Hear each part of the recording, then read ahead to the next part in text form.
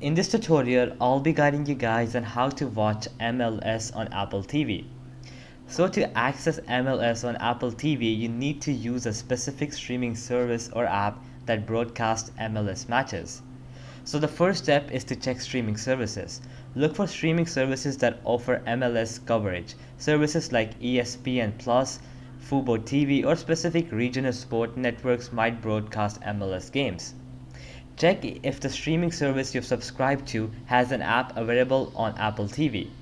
On your Apple TV, go to the App Store, search for the streaming service app that broadcasts MLS matches. Download and install that app on your Apple TV. Open the app on your Apple TV. Sign in using your account credentials for the streaming service. This might involve entering your username and password. Once signed in, navigate within the app to find MLS content.